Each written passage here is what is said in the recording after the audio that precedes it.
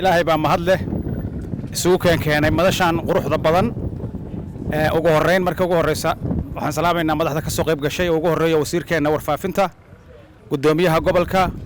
gudoomiyaha ku-xigeenka degmada dhammaan madaxda dahabshiil group dhammaan intii ka soo qayb gashay oo dhan waxaan leenahay jasaakumullahu khayran xafladaha ugu qiimaha badan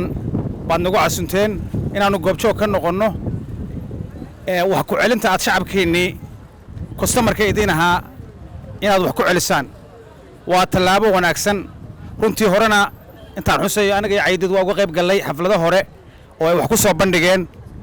haddana waxaanu maanta diyaar u nahay inaanu ka qayb gallo inay guddoonsiiyaan shacabkooda